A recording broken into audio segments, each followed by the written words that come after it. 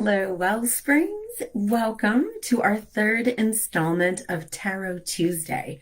I'm so excited to be here with you again as we slowly move our way through November. If you remember on our first Tarot Tuesday, I mentioned that I wanted to share this with you, this tarot practice, as a way of exploring this as one potential spiritual practice that you already have or that you could develop. And as I think about how very quickly we are just rolling along to the end of this year, I know this time can be particularly hectic, particularly stressful, and the times of COVID only add on to that stress. So finding ways to pause and with intention, attention, and repetition nurture our spirits is particularly important during these days. So I'm glad to be back to share this as a practice.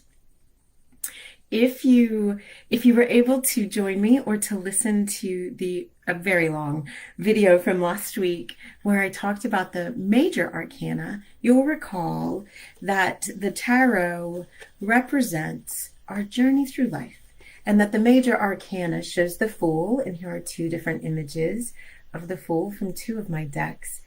The Fool in all of us, that beginner, that spirit of curiosity and wonder that we bring into this world when we are born, and that with practice, we can nurture to carry us through all the various journeys we're on.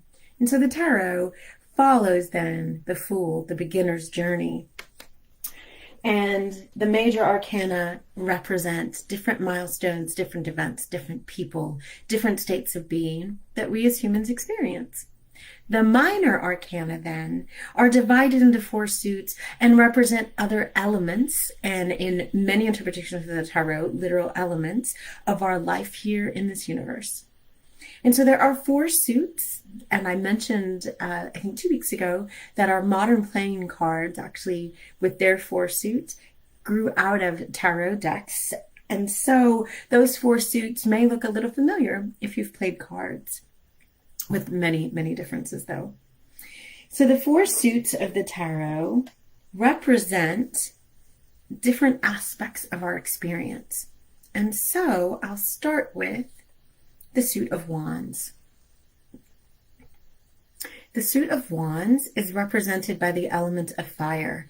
And so in many wands, you will see some element of fire, or as shows, here in this one, the light of the sun and the blooming of leaves on that wand or branch rod. Those are all terms that different practitioners use for wands.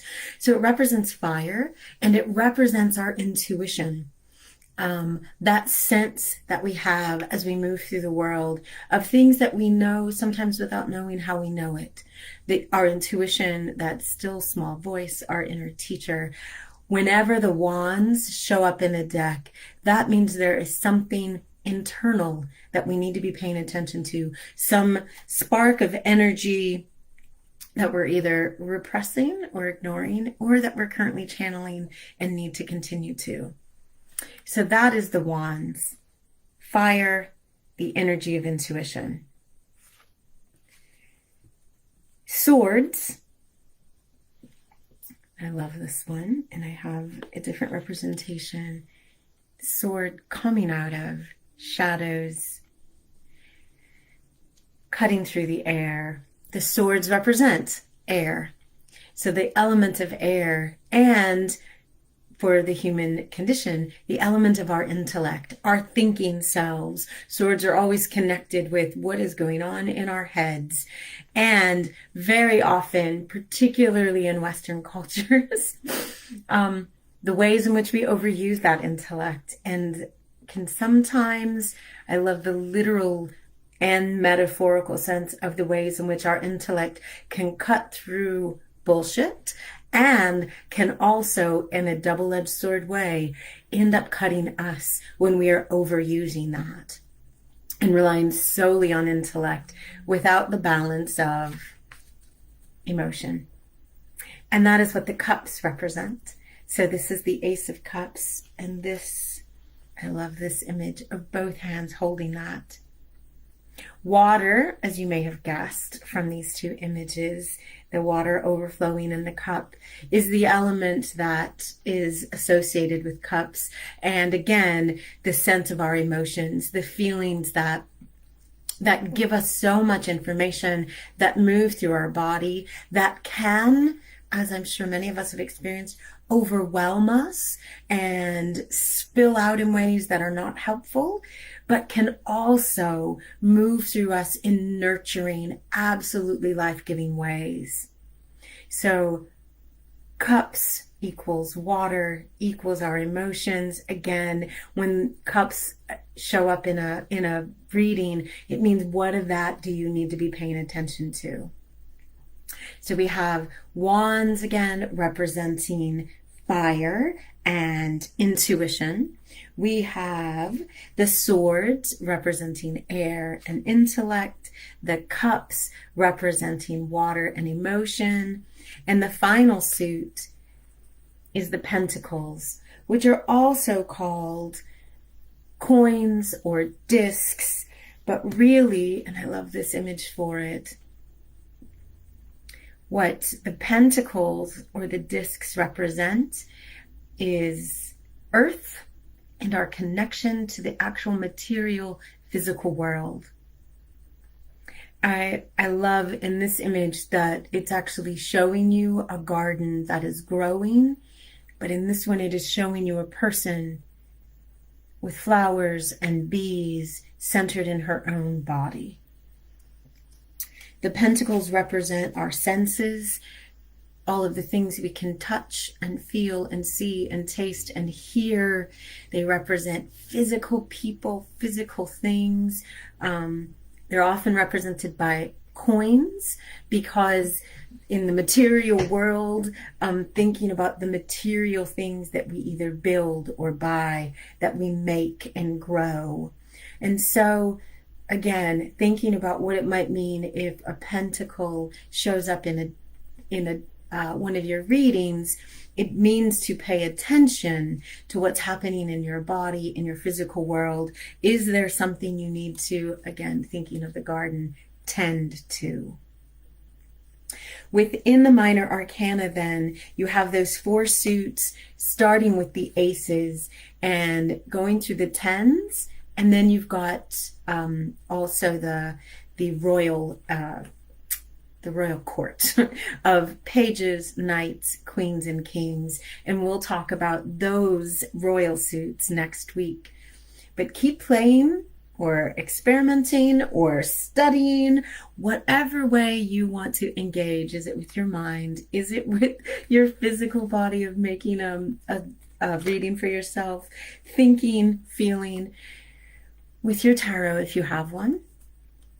And if not, and you just are learning and you have another spiritual practice to engage in, remember that as long as you are entering into that practice with intention, attention, and repetition, you're building a spiritual practice that's going to nourish you. And so, as I have done the past 2 weeks, we will together engage in my one card reading that sets an intention for the rest of this day that I'm in. And if you're watching this 10 hours from now or 3 days from now, you can also join me in this intention for this moment. So we'll take a few deep breaths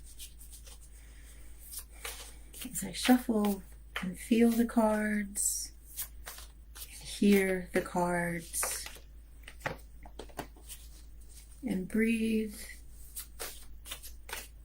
and center myself and think of what I want to manifest for this day.